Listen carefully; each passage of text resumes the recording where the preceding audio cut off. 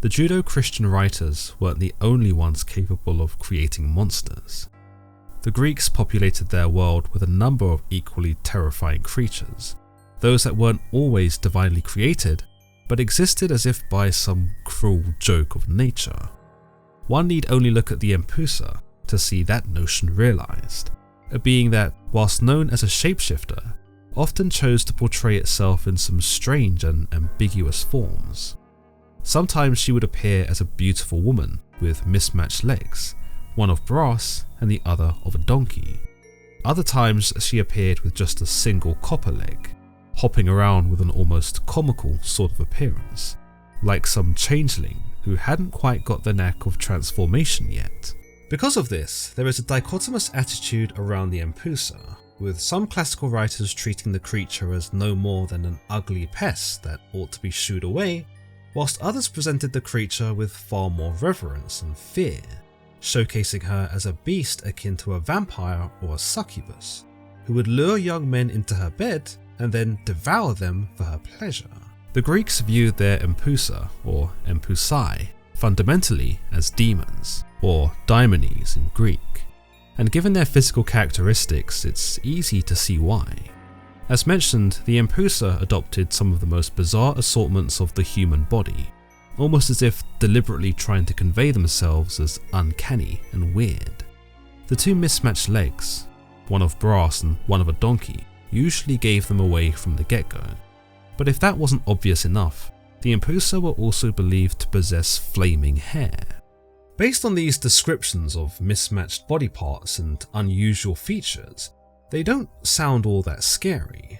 They kind of sound like something that's been spat out of an AI art generator. Yet these were still considered to be companions of the goddess of magic and witchcraft, Hecate, whom they were said to follow, traversing with her through the earth and the underworld like some kind of macabre entourage. What's more, the Empusa, or the Empusai, plural, were often associated with or grouped together with the likes of the Lamii and the Mormolikei, the former being described as ghosts and illusions that seduced younger men to their peril, whilst the latter being described as fearsome daimones that successfully adopted the guises of beautiful women to also lure young men to their beds. In the Suda, a Byzantine Greek encyclopedic lexicon compiled in Constantinople in the late 10th century AD, an anonymous author shed some light on the Empusa and its characteristics, telling us, Empusa, a demonic ghost sent by Hecate and appearing to the ill-fated, something which seems to change into many forms. It is called Empusa from the fact that it moves on one leg, i.e. that its other leg is bronze, or because it used to appear from dark placed to the initiated. She was also called Oinopole, but others say that it bore this name because it changed form. It also seems to appear in the light of day, when they are offering sacrifices to the dead. Some say that she is the same as Hecate, but another name for her is Onokol, because she has an ass's leg, which they call manure, bolitnon. That is the donkey's manure, for bolitis is the proper word for donkey excrement. Unfortunately, very little is known about the origins of the Empusa. As surmised by the anonymous author in the Suda, the Empusa may have been sent by Hecate, or they may have even been Hecate in some weird disguise. Some theorize that these might very well have been the offspring or creations of the goddess, which would make some sense if you were to imagine that these were some sort of manifestations of the goddess that had somehow gone terribly wrong.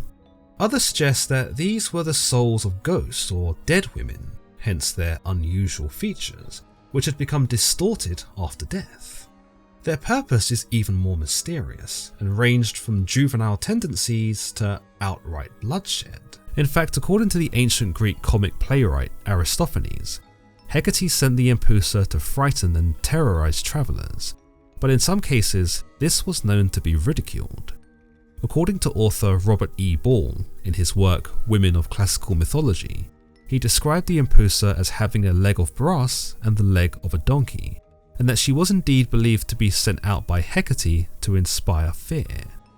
Yet he also notes that this combination was absurd, and lent more to a comedic effect rather than one of horror. In fact, it was believed that if a traveller did see an Empusa, he could rout the monster by insulting it, which would cause the monster to run away itself. We see this actually demonstrated in the 1st century life of Apollonius of Tyana, where we are told that Apollonius once witnessed an Empusa when he was journeying from Persia to India, but that instead of cowering from the creature, began to hurl insults at it and encouraged his fellow travellers to do the same. Having been subject to such abuse, it ran away and hid, uttering comical high-pitched screams as it went. The Empusa appears once more as less than threatening creatures in Aristophanes' comedy Frogs, where we see the god Dionysus, who is with his slave Xanthias, encounter an Empusa amongst the guardians of Hades. However, some have interpreted this as a practical joke being played by Xanthias to frighten his master, who pretends to see the Empusa and gaslights him into believing it's really there. In this exchange, Xanthias claims it transforms into a bull, a mule, a beautiful woman, and then a dog.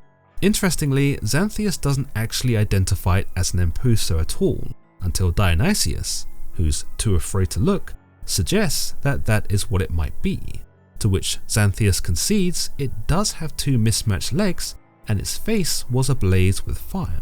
However, things do take a darker turn, especially if we persist with the aforementioned life of Apollonius of Tyana, where we see the Empusa no longer mocked for its arbitrary appearance, but actually revered for what it's truly capable of. Author Robert E. Ball asserts in his Women of Classical Mythology that whilst Empusae were comical creatures by Apollonius' first encounter, as well as in Aristophanes' Frogs, they become ruthless, dreaded beings that were nothing to scoff at. He tells us, naughty children were threatened with visits from this awkward creature, but the Empusae were not comical at all when it came to their real design, luring men, especially young ones, to bed. For this purpose, they could turn themselves into beautiful women, in which shape they sucked the blood from their victims and ate their flesh. This is exemplified later in the life of Apollonius of Tyana, where one Empusa explains that she had targeted a young student and confessed to fattening him up in order to feed on him later. She further adds that she especially craved blood of young men because their blood was purer and fresher. Because of its mismatched legs, or its one leg in some cases, the Empusa has also come to be known by the epithets Onoskelis and or Onoskelis, both of which mean donkey-footed. Whilst it's a bit of a stretch, we do see a demon named Onoskelis in the apocryphal testament of Solomon, where Solomon spends a period of his life interrogating demonkind and learning more about their powers and the way they operate. Onoskelis is actually the first female demon to present herself before Solomon, and we are told that she had a very pretty shape and that she had the skin of a fair-hued woman. She was a seductive creature, even in her situation of being brought before Solomon for interrogation. She tossed her long hair and most certainly made eyes at him in an attempt to seduce him. In some interpretations, Onoskelis actually had the legs of a donkey. Just like the Empusa, we learn that Onoskelis lures men into her clutches with the intention to kill them. But where the Empusa appears to do this in a morbid way to achieve nourishment, not at all unlike a vampire, Onoskelis seems to do this just because it tickles her fancy. In fact, there is also an implication here that Onoskelis tricks men into hanging themselves and could potentially affect them so much that they end up committing suicide. Others suggest that she creeps her way into her victims' arms and provides them with a sense of belonging and safety, manipulating them into believing that they want or need her. From there, she is able to do whatever she wants with them. We are also told that she dwells mostly upon high places, caves, and streams, and is generally an outdoorsy sort of demon. She goes on to tell us, oftentimes, however, I do consort with men in the semblance of a woman, and above all, those of a dark skin. For they share my star with me, since they it is who privily or openly worship my star, without knowing that they harm themselves, and but whet my appetite for further mischief. For they wish to provide money by means of memory, but I supply a little to those who worship me fairly. In a work survived via the scholiast on Aristophanes' Ecclesiazusae and preserved in pseudo-Plutarch's Greek and Roman parallel stories, we are told of a pretty weird account of how the Empusae first came into being, which involved a young maiden named Onoskelis.